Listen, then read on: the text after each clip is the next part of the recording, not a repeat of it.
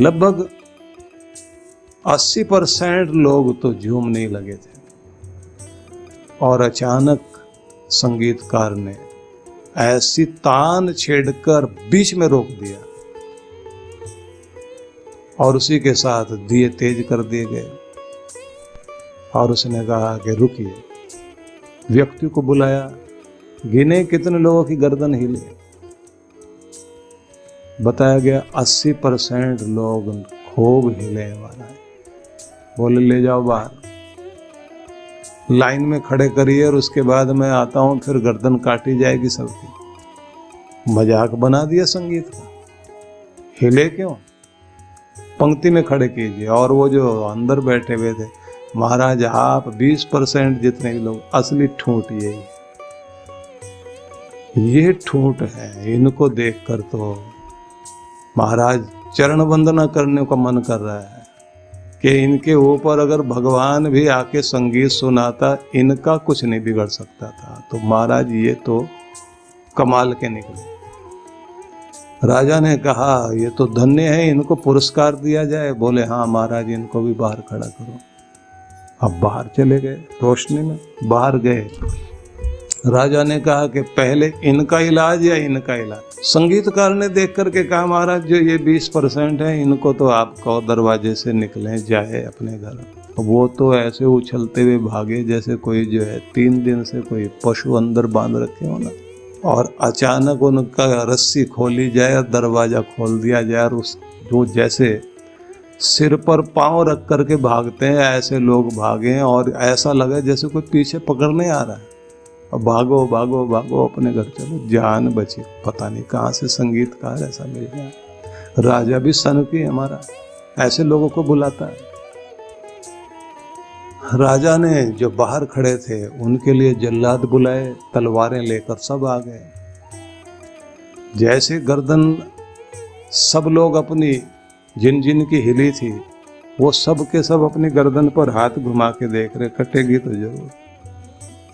उसी समय संगीतकार बीच में आया, ठहरिए महाराज, असली सुनने लायक तो यही लोग हैं जिनको आप कहें कि श्रोता होते हैं दुनिया में, संगीत के रसिक होते हैं, संगीत को मानने वाले, समझने वाले यही है महाराज। इनको बैठाओ अंदर, अभी तो आधा ही संगीत सुनाया, असली तो अब सुनाऊंगा। बोले तो फिर वो जो भागे, बोले वही तो भगाने थे मैंने, क्योंकि वो पात्र नहीं थे। राजा पूछता है कि मैं तुम्हारी बात को अभी तक भी नहीं समझा। तो उन्होंने कहा कि महाराज जहां मन और बुद्धि दोनों खो जाए और प्रेम जाग जाए और अंदर आदमी लीन हो जाए खुद में, उसे पता ही नहीं लगे कि वो कर क्या रहा है। अब अगर कोई किसी का वीडियो बना करके बाद में दिखाए, जब वो कोई संगीत सुनते हुए जो ताल बजा रहा था घुटनों पर और झूम रहा था, हिल रहा था, और उसको बाद में सब लोग कहें कि अब आप देखो आप क्या कर रहे थे, खूब ताल वाल लगा रहे थे, ये क्या बच्चों जैसी हरकत थी। आदमी कहेगा बहुत आनंद ले रहा था मैं उस समय, पर तुम्हें कोई साज बजाना आता है या नहीं? बोले मैं उसके साथ ऐसा सोच रहा था कि जैसे मैं भी बजाने वालों में शामिल हूं, मैं भी गाने वालों में शामिल हूं। वो इस तरह की हरकत करता है, उसे खुद पता नहीं होता। क्योंकि ये बात ध्यान रख लीजिए कि संगीत में जाते ही आप लीन हो जाते हैं, और जब तक तल्लीन ना हो जाएं, जब तक आप उसके अंदर रस ना लेने लग जाएं, जब तक आप झूमने ना लग जाएं, तो इसका मतलब अभी सुना ही नहीं, आप उसमें प्रवेश किया ही नहीं है। मन बुद्धि जब भगवान में प्रवेश कर जाती है तो ये ध्यान रख लेना, ये दोनों खो जाते हैं। उस समय आदमी कुछ और ही हो जाता है। इसलिए आपने देखा है कि मीरा के हृदय में परमात्मा प्रवेश कर गए और उसका मन पूरी तरह से परमात्मा में हो गया। मन भी, बुद्धि भी, हृदय भी भगवान से लीन हो गया। तो अब मीरा नाचती है, मीरा गाती है, मीरा झूमती है, और सब लोग कहते हैं मीरा पागल हो गई। अब मीरा ये कहती है कि ये खजाना जिसको मिल जाएगा वो तो इस स्थिति में आएगा ही आएगा। इसलिए ध्यान रखिए कि आप जब मन और बुद्धि भगवान को सौंप देते हैं, उसमें जब लीन हो जाते हैं तो मन भी खो जाएगा, बुद्धि भी खो जाएगी, और क्या रह जाएगा? आप भी आप नहीं रह जाओगे। मैं कौन, मैं कहाँ, मैं किस स्थिति में, ये भी पता नहीं रहेगा। जैसे वो संगीतकार गा रहा है और लोग कहाँ बैठे हैं उन्हें खुद होश नहीं है, वो क्या कर रहे हैं उन्हें पता ही नहीं है। वो झूम रहे हैं, वो तो बस एक आनंद में आ गए हैं। बस वैसी प्रकृति, वैसी ही स्थिति आपकी होने लग जाती है जब आप भगवान में लीन होते हैं। इसलिए ध्यान के माध्यम से जाओ, भजन के माध्यम से जाओ, जाप के माध्यम से जाओ, जिस भी माध्यम से आप अपने मन को खो दें, बुद्धि को खो दें। परमात्मा में पहले मन को एकाग्र करना, बुद्धि को लीन करना, और उसी में लगाते लगाते आप अंदर खो जाएं। माला चलाते चलाते एक स्थिति ऐसी आ जाए कि आपके होठ भी बंद हो जाए, आपका उच्चारण भी बंद हो जाए, आपकी बुद्धि भी सोचना छोड़ दे, और आप जहाँ हैं वहाँ स्थिर हो जाएं। बस समझ लेना कि माला का कार्य पूरा हो, आपके जप का कार्य पूरा हो गया, क्योंकि आप पहुँच गए, आप लीन हो गए। लीन होना ही जरूरी है। इसलिए बड़ा अद्भुत संदेश नारद भक्ति सूत्रों में दिया गया है कि भक्ति क्या है? सातु अस्मिन परम प्रेम रूपा। परमात्मा के प्रति परम प्रेम का नाम ही भक्ति है। अमृत स्वरूपाच, वह व्यक्ति के अंदर अमृत को उत्पन्न करने वाली शक्ति है। यद लब्ध्वा पुमान सिद्धो भवति, जिसको पाकर के व्यक्ति सिद्ध हो जाता है, सफल हो जाता है। अमृतो भवति, अमृत हो जाता, तृप्तो भवति, और तृप्ति मिल जाती। कुछ और पाना बाकी नहीं, अब कुछ और नहीं चाहिए, बस तुम प्रभु तुम मिल गए तो और क्या चाहिए? तुम्हारे होने से सब कुछ मेरे पास है, जब तुम ही नहीं हो तो फिर कुछ भी नहीं। इसलिए कहा न किंचित वांछति। भक्ति में बढ़कर आगे व्यक्ति कुछ मांगता नहीं, इच्छा नहीं होती। न वांछति, न सोचती, कोई शोक नहीं, न द्वेष्टि, किसी से कोई बैर नहीं।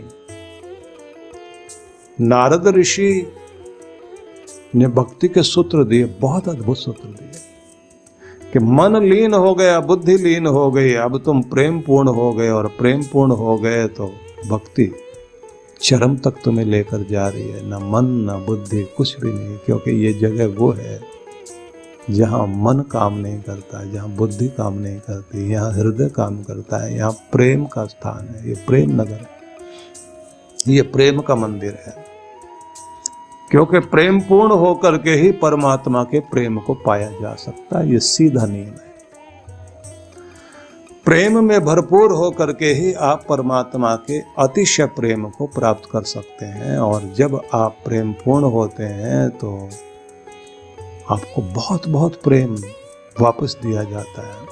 शांत भाव से चित्त को स्थिर करते हुए, प्रेम पूर्ण रहते हुए, अपने आप को परमात्मा का नाम जपते जपते लीन होने दें, तल्लीन होने दें, खो जाने दें, भगवद मय हो जाएं, भावपूर्ण हो जाएं। मैं नहीं, बस तू ही तो, तू ही तो, तू ही तो, तू तो करता तू भया, मुझ में रही ना हूं। कोई नाम आपका बोलता है तो आप कहता हूं, मैं बोल रहा हूं ना, मतलब मैं हूं करता है आदमी, तो ये अपने अहम का परिचय देता है। तू तो करता तू भया, तेरा नाम लेते लेते मैं तेरा रूप ही हो गया हूं, मुझ में रही ना हूं, अपने हूं को भूल गया हूं। वारी तेरे रूप पर जित देखूं तित तू, अब जिधर देखता हूं तू ही नजर आता है। हर बच्चे में अपना बच्चा दिखाई देने लग जाता है, और माँ को जब बहुत प्रेम पूर्ण होती है, माता पिता के सामने किसी का बच्चा भी रो रहा हो तो एकदम वो मुड़ के देखते हैं कि मेरा बच्चा तो नहीं है, और गुस्सा आता है उनको रुलाने वाले को देख के, और जाके डांटेंगे, चुप कराओ ना बच्चे को। और कोई लोग तो डांट देते, तुम्हारा बच्चा है क्या, तुम क्यों बोल रहे हो? हमारा है, रो रहा है तो रो रहा, हमें पता है क्यों रो रहा है। आदमी कहता बर्दाश्त नहीं हो रहा, रोता हुआ नहीं देखा जा रहा, क्योंकि अपना बच्चा याद आ रहा। जब आप प्रेम पूर्ण हो जाते हैं, दुनिया भर के बच्चे अपने बच्चे लगने लग जाते हैं। करुणामय हो जाए तो किसी का दुख बर्दाश्त नहीं होता। ये प्रेम जागृत हो गया तो भगवान से आपको जोड़कर किस रूप में आपको बना देता है, आप खुद आश्चर्यचकित हो जाते हैं। लेकिन इसके लिए जरूरी है, कहते हैं कि किसी नियम के अधीन जिंदगी को कर लेना सबसे पहले जरूरी होता है। कोई नियम अपने जीवन में ले लीजिए और वो नियम परमात्मा के लिए है, ये मान करके आप उधर चलें। और उसके बाद आता है आत्मसंवाद, खुद से खुद के साथ वार्तालाप करना। स्वामी रामतीर्थ ये प्रयोग करते थे, उस पर भी हम लोग चर्चा करेंगे। लेकिन एक और बिंदु है जिस पर आप ध्यान देंगे कि अखंड है परमात्मा, अखंड दीप उसके लिए जलाया जाता, अखंड भक्ति की जाती, अखंड भंडारा करते हैं लोग, अखंड कीर्तन उसके लिए करते हैं। तो उसको प्राप्त करने का नियम यह है कि आप भी मन को अखंड कर लें, स्वयं को भी अखंड कर लें। मतलब मन के टुकड़े खंड खंड खंड में मन रहता है, थोड़ा यहाँ थोड़ा वहाँ थोड़ा वहाँ। यहाँ बैठे बैठे भी आपका ध्यान जो है न जाने कहाँ कहाँ घूम करके आ जाएगा। जब आप अखंडित मन को कर लेते हैं, टूटे ही नहीं, बटे ही नहीं, बिखरे नहीं, जाए नहीं कहीं, एक जगह अखंड बना ले तो अखंड रस परमात्मा का मिलना शुरू हो जाता है। इसलिए मन को टुकड़ों में नहीं बंटने देना चाहिए। जिस काम में लग गए। इसलिए प्रैक्टिस करनी होती है कि आप कोई भी काम कर रहे हैं तो उसमें पूरा मन अपना लगा दीजिए। भोजन करते समय भोजन में पूरा मन रहे, संगीत सुनते समय संगीत में, हंसने पर आ गए तो हंसने की बात कुछ देर तक का नियम बना लें कि अभी हास्य रस में है तो अभी जिंदगी के रोम रोम को आप संगीत से जैसे भर लेते हैं, ऐसे आप हास्य से भर रहे हैं। कोई भी काम करें पूर्ण एकाग्रता, खंडित मन ना होने दें। तो अखंड दीप चाहिए, अखंड भजन, अखंड सेवा, अखंड का नियम इस तरह हो जाए कि अगर भंडारा भी करना हो तो फिर किसी दिन अखंड कीर्तन चला है तो अखंड भंडारा चले। अटूट भंडारा करते हैं लोग, बीच में टूटे नहीं। अटूट रूप में ही मन को रखना है आपने, टूटे नहीं, एक ही तरफ लगन लगी रहे, उसी में आप खाएं, बैठें, विचारें। खेलते खेलते बच्चों को जब अपने खेल में मग्न हो जाते हैं तो चोट भी लग जाए तो उन्हें पता भी नहीं लगता, खून बहने लग जाता है और कोई देख करके कहे तुम्हारे तो पाँव में खून निकल रहा है। अब वो दर्द नहीं हो रहा उसको, क्योंकि अपने खेल में लीन है। पर खून को देखते उसको लगता मां मारेगी, कहां चोट लगवा के आया।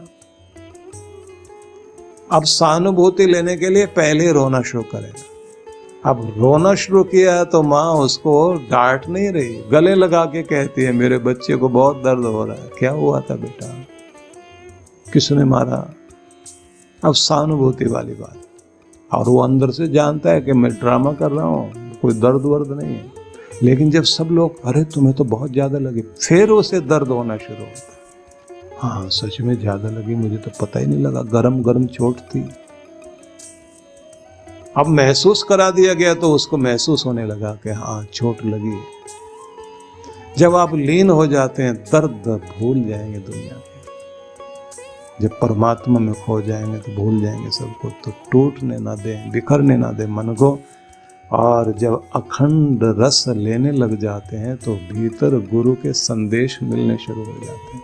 गुरु तब आपके अंदर बोल रहा होता है। पहले तो आपको सुनने की आदत डालनी होती है कि बाहर बैठे सत्संग में गुरु बोले आप सुन रहे हैं। एक समय वो आता है जब आपको अपने अंदर से गुरु की आवाज़ सुनाई दे रही होती है, और एक समय वो आता है कि जब आप अपने ध्यान में वहाँ पहुँच जाते हैं, जब भगवान की आवाज़ सुनाई देने लग जाती है, और तब आपके अंदर मंत्र उतरते हैं। और वो स्थिति होती किसी ऋषि की, किसी के अंदर वो स्थिति आती है किसी भक्त के, उसको कुछ कविता जैसे चीजें प्रकट होने लग जाती हैं, किसी को सूत्र प्रकट होने लग जाते हैं। एक आइडिया आया, उसने नोट कर लिया, अथा तो ब्रह्म जिज्ञासा, दर्शन शास्त्र शुरू हो रहा है, अथ योगानुशासनम, पतंजलि लिख रहे हैं, पहला सूत्र आ गया, योग के अनुशासन करना, अनुशासित हो जाना ही योग। एक एक सूत्र उतर रहा है व्यक्ति के जीवन में, पहला ही वाक्य आया, पहला ही सूत्र आया, किसी को गीत संगीत निकलकर अंदर आया। गुरु नानक देव के स्वरूप को देखिए, उनके अंदर जो है भक्ति और ज्ञान शब्द बनकर उतरा। कबीर के अंदर देखिए, महात्मा बुद्ध के संदेशों को आप देखें, और महावीर स्वामी के तो सूत्र देखिए, एष धम्मो सनातन, महावीर स्वामी कह रहे हैं। तो मैं ये निवेदन करना चाहता हूं कि आपको अखंडित होना चाहिए। दूसरी बात जो बहुत महत्वपूर्ण है, प्रभु का सेवक बनना है। अगर आप चाहते हैं कि आपके जीवन में वो चमत्कार घटे जो जिसके बारे में सुना करते हैं, तो वो चमत्कार तभी घटेगा जब आप परमात्मा के सेवक बने। और सेवक बनने का मतलब होगा कि परमात्मा की राह में आपने कुछ दांव पे लगाना, अपनी प्रतिभा लगाओ, भगवान के मार्ग में अपना टैलेंट यूज कीजिए, अपने टैलेंट से दुनिया को फायदा दो, अपनी क्षमता का फायदा दो, अपने गुणों का फायदा दो, अपने तन से सेवा करते हुए फायदा दो, अपनी विद्या से फायदा दो। जिस चीज को आप जानते हो, धन का गुण है आपके पास, धन कमाने का, धन के माध्यम से आप परमात्मा की सेवा करिए। विद्या है, विद्या के माध्यम से परमात्मा की सेवा कीजिए, मतलब परमात्मा के बंदों की सेवा करते हुए परमात्मा के प्रिय पात्र, प्रेम पात्र बनना। तो इसमें हम लोग और आगे चलेंगे, लेकिन मैं पहले आपसे ये कहूँगा कि आपकी आत्मा लगातार अपने प्रभु को खोज रही है, क्योंकि आनंद की खोज ही हमारी यात्रा है, और उसी यात्रा में हम सब लोग निकले हैं। भगवान श्री कृष्ण ने अर्जुन से आदेश देते हुए कहा, मय्येव मनाधस्व, मुझ में अपने मन को स्थापित करो, स्थिर करो। मयि बुद्धिम निवेशय, तुम्हारी बुद्धि समाहित हो जाए, और इसका परिणाम ये होगा, निवसिष्यसि मय्येव अत ऊर्ध्वं न संशय, तब तुम मुझ में निवास करोगे। अभी तुम निवास करते हो संसार में, वासनाओं में, भोग में, चिंताओं में, दर्द में, पीड़ाओं में, घृणा ईर्ष्या द्वेष की दुनिया में तुम निवास कर रहे हो। लेकिन तुम परमात्मा में निवास कर सको, आनंद में निवास कर सको, सुख में निवास कर सको, निर्भयता में, निशंकता में निवास कर सको, तुम अपने अंदर के उल्लास और उत्साह में जी सको, तो उसके लिए मार्ग यही है कि जो मन संसारी बना हुआ है, उस मन को तुम अपने करतार को, अपने स्वामी को, अपने प्रभु को समर्पित करो। और ये निश्चित ही है कि जीव यदि उसका मन और बुद्धि संसार में है, तो फिर उसका व्यक्तित्व भी वैसा बन जाएगा, और जैसे ही उसका मन और बुद्धि परमात्मा में लगती है, तो फिर वह व्यक्ति आध्यात्मिक हो जाता है, फिर वह भौतिकवादी नहीं रहता। दोनों में अंतर बस इतना ही है, भौतिकवादी भोगवादी व्यक्ति केवल सुख की चीजें ही उसको पसंद आती है। जैसे अभी डॉक्टर अर्चिका आपको बता रही थी कि आरती के स्वर किसी को नहीं सुनाई दे रहे, और एक व्यक्ति को कहीं चांदी के सिक्के गिरे और दूर गिरे, पर उसकी आवाज इतनी दूर से सुनाई दी कि वो भागा उधर की तरफ, और उसे लगा काम की ध्वनि तो अब आई है, अभी तक की ध्वनि में वो मजा नहीं था। संगीत में क्या मजा, आरती में क्या मजा, जो सिक्कों के खनक में मजा है। और अगर गिरते सुनाई दे जाए तो ऐसा दौड़ लगाता है आदमी, ओलंपिक की रेस भी पीछे रह जाए ऐसे भागता है आदमी। सिक्का गिरा है, वो आवाज ही अलग होती है, दिल में बसी होती है, तो दौड़ता है आदमी उधर, क्योंकि भोगवादी है, भौतिकवादी है। और उधर की तरफ जब दौड़ता है तो फिर लगता है कि लोग अगर नोट भी गिन रहे हों तो उसमें से भी नोट गिनते समय भी आवाज आती है, और कुछ लोग तो दूसरे के नोट गिनते गिनते भी मजा ले रहे होते हैं, अगर हमको गिनने पड़ जाए और हमारे हों तो संसारी व्यक्ति, भोगवादी व्यक्ति संसार में जिस तरह से उलझा हुआ होता है, उसका ध्यान बस वही सब सुनाई देता है। बहरे से बहरे आदमी को भी काम की बात सुनाई दे जाती है, पता नहीं कौन सी मशीन काम करती है उस समय। और अगर मतलब की बात ना हो तो अच्छे कान खुले हो, मोर के कान भी हो, तो भी आदमी को सुनाई नहीं देता, वो लगता बेकार की बात है। तो जिधर मन जिधर बुद्धि उधर ही हम। श्री कृष्ण कहते हैं मन भी मुझ में और बुद्धि भी मुझ में आ जाए, तब तुम संसार में रहते भी, संसार में निवास करते हुए भी मुझ में बस जाओगे और मैं तुम में बस जाऊंगा। तब वो स्थिति आएगी कि जहां दो धरती आसमान जैसे मिल जाए, जहां एक अलग सुंदर दृश्य जीवन का घट जाए, वो स्थिति जीवन में आ जाए। और ये तभी होता है कि जैसे मैंने कल आपको सुनाया था कि संगीत सुनने के लिए तो सब बैठे, लेकिन सुनते समय सारे और तो बहुत सावधान, खुद को बचाने में, अपने आप को बचाने में लगे हुए हैं। लेकिन संगीत का अपना नियम है कि जब वो प्रवेश करता है, आपके कानों से हृदय में पहुंचता है, तब आप अपनी मैं को खो बैठते हैं। और जहां आप अपनी मैं को खो बैठते हैं और आप लीन हो जाते हैं, आनंद वहीं से शुरू होता है। ये बात ध्यान रखने की। श्री कृष्ण कहते तुम मुझ में लीन हो, मैं तुम में लीन हो, और यहीं से जीवन का आनंद तुम्हारे अंदर शुरू हो जाए, क्योंकि अभी तक वो नहीं मिल रहा। समस्या यही है कि अभी तक तुमने लीन होना नहीं सीखा। तुम प्रार्थना भी करते हो लेकिन लीन नहीं हो पाते, तुम भजन भी करते हो लेकिन लीन नहीं हो पाते, मुझ में निवास ही नहीं कर पाते। तुम्हारा 5 मिनट का ध्यान, तुम्हारे 5 मिनट का भजन महत्वपूर्ण हो सकता है अगर तुम उसमें लीन हो जाओ। और 1 घंटे तक बैठ करके भी अगर तुम तल्लीन नहीं होते तो बाहर ही खड़े रह जाओगे, द्वार अभी खुला नहीं है तुम्हारे लिए। मन बुद्धि मुझे दो तो मैं तुम में प्रवेश कर जाऊं और तुम मुझ में आ जाओ। बड़ी अद्भुत बात है ये, साधारण संदेश नहीं है।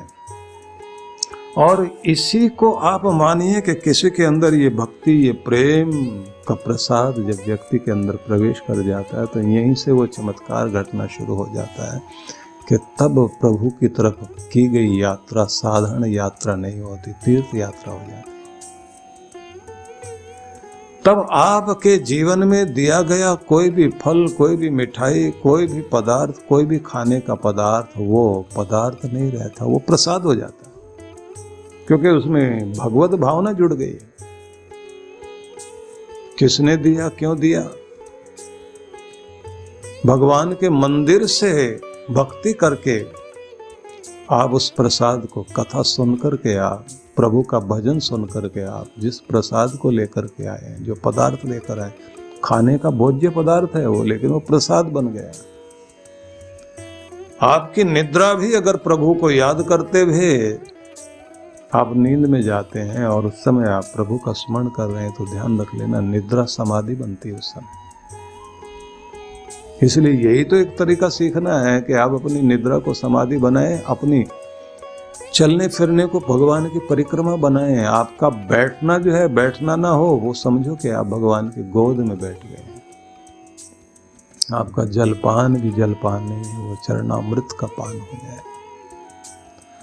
आपका श्रम जो है सेवा बन जाए, जिसको आप सेवा कार्य कहते हैं, कार्य सेवा कहते हैं। कार्य सेवा का मतलब कार्य सेवा, कार्य सेवा, कर्तव्य सेवा, किसी कर्तव्य के लिए, किसी उद्देश्य के लिए किया गया आपके द्वारा कार्य। इसलिए श्रम सेवा करना वो तभी संभव है जब आप प्रभु से जुड़ गए। आश्रम बन रहा, मंदिर बन रहा है, तो सब लोग अपना अपना हाथ लगा रहे हैं। यहाँ तक के अमीर से अमीर आदमी अपनी कार से उतर के, जिसने कभी मिट्टी में हाथ नहीं लगाया था, वो अपने सिर के ऊपर तसला मिट्टी का रख करके और मिट्टी डालने जा रहा, कार सेवा कर रहा, मंदिर बन रहा, भगवान का स्थान बन रहा है। आज भगवान का मजदूर बनने का मौका मिला है, कितना आनंद आता है। भगवान के मजदूर बन गए हम। कबीर ताना बाना बुनते बुनते क्या बोलते हैं, जब किसी ने पूछा क्या कर रहे हो, बोले भगवान का मंदिर बना रहा हूं। ताने बाने में भगवान का मंदिर बोले, इसमें एक एक ताना बाना इसमें मैं राम को बुन रहा हूं। मंदिर अंदर बन रहा है, हृदय में बन रहा है, क्योंकि काम बाहर कर रहे हो आप, लेकिन काम में राम का नाम है, प्रभु का नाम है।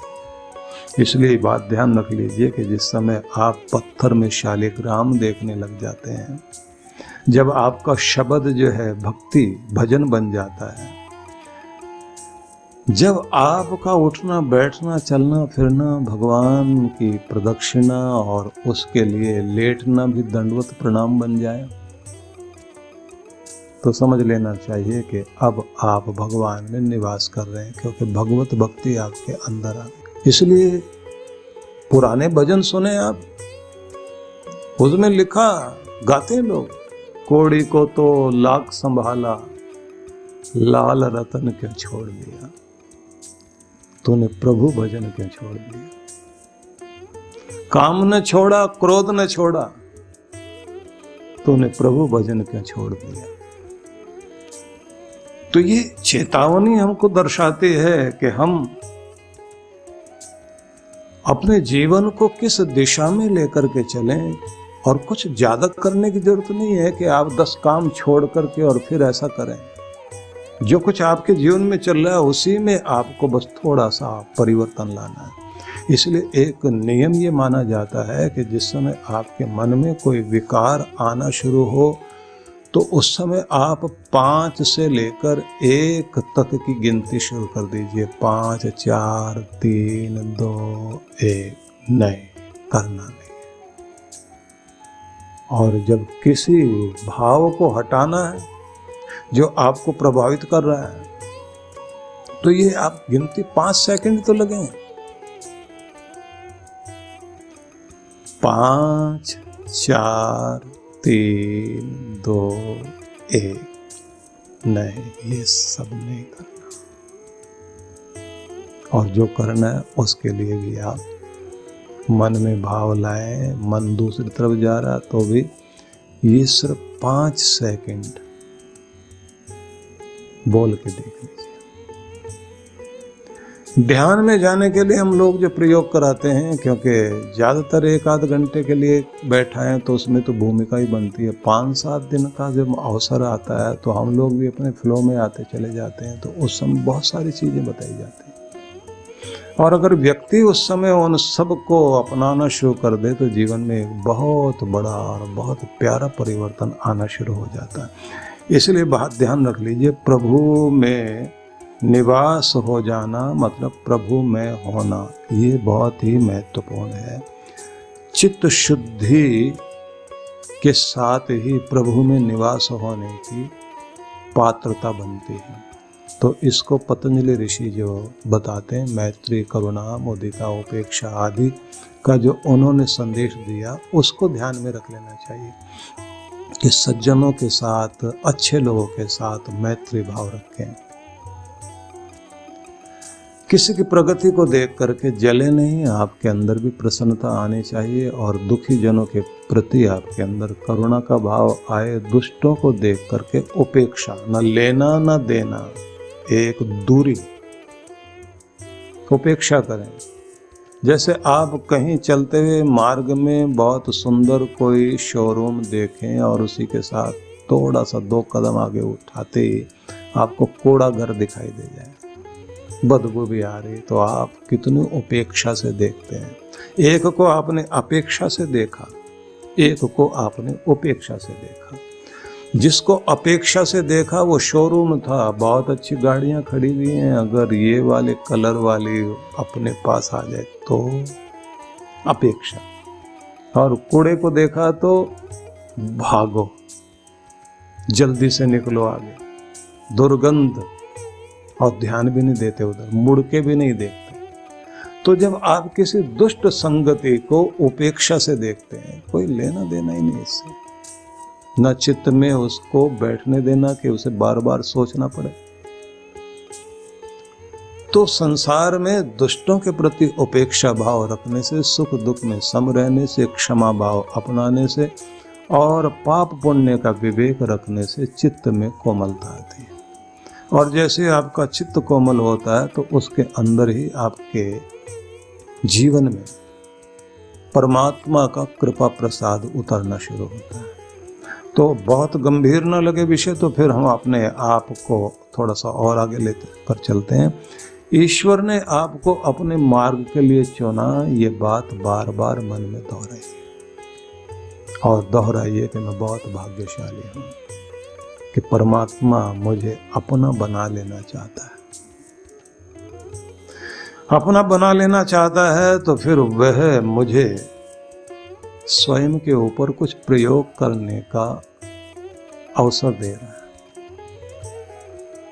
मेरी प्रयोगशाला मेरा मंदिर है, जहां मैंने बैठ करके अपने घर के मंदिर में स्वयं के ऊपर कुछ प्रयोग करने, अपने जीवन पर प्रयोग करने हैं। शांति का प्रयोग करना है कि मैं कितना शांति की संपदा को संभाल सकता हूँ, कितना शांति को अपने जीवन में संजो पाता हूँ, और विशेष रूप से तब जब अशांत वातावरण करता हूँ। हर एक व्यक्ति, क्योंकि कोई भी लोहे का और पत्थर का तो बना नहीं हुआ, सभी लोग बहुत संवेदनशील होते हैं, तो दबाव तो आता है। अशांति आएगी तो जल्दी से जल्दी आप अपने आप को संभाल लें, लहरें शांत हो जाएं। चित्त को सरोवर की संज्ञा दी गई है। हमारा जो चित्त है ना, इसको एक तालाब की संज्ञा दी गई है कि जैसे उसमें लहरें उठ रही होती हैं तो ऐसे हमारे अंदर भी अच्छी बुरी लहरें उठ रही होती, खुशी और गमी की लहरें उठ रही होती। इसी को वृत्ति बोलते हैं। वृत्तियां, लहरें उठ रही, आ रही हैं, जा रही हैं। और एक लहर आएगी तो वह मिटने से पहले दूसरी लहर को जन्म दे जाएगी। सुख वाली लहर आई तो दुख को जन्म दे के चली जाएगी। मतलब निराशा वाली एक आस जगाई आपने तो निराशा वाली लहर पीछे से आ जाती है। तो बात बहुत अच्छी, लेकिन पता नहीं होती है, नहीं होती। तो आपने जैसे कहा पता नहीं होती है या नहीं होती, तो वो लहर थी निराशा की, जो कह गई कि पहले वाली लहर मिटी, अब बात ये आ गई पता नहीं ये होता नहीं होता, इसका मतलब निराश। उसके बाद दूसरी लहर आएगी, पता नहीं का क्या मतलब, कोशिश करो ना थोड़ी सी, तो आस जगाई। तो फिर दूसरी लहर आई, क्या कोशिश करनी है, कोशिश तो जिंदगी भर करते रहे, लेकिन होता तो नहीं ना। तो ये दोनों लहरें आ रही हैं, जा रही हैं, और हमको पता भी नहीं दो लहर आ रही, एक एक को मिटाने के लिए आ रही। उसके बाद में निर्णय करती है बुद्धि पीछे से आकर के, वो कहती है तुम हटो निराशा वाली बात, जाना है आस पे, कोशिश तो करनी चाहिए, बात तो बनेगी क्यों नहीं, एक ट्राई और, एक बार कोशिश और, तब आप जो है आगे बढ़ते हैं। इसलिए मन और बुद्धि इन दोनों को परमात्मा में लीन कर दिया जाए तो सबसे पहले तो ये ध्यान रख लीजिए कि आप स्वयं पर कुछ प्रयोग करने के लिए तैयार हो। शांति का प्रयोग करें, अपने आप को आनंद का प्रयोग अपने ऊपर करना शुरू करें कि मैं कितना आनंदित हूँ, मेरी ज़िंदगी में कितना आनंद है और मैं उसे कितना संभाल पाता हूँ।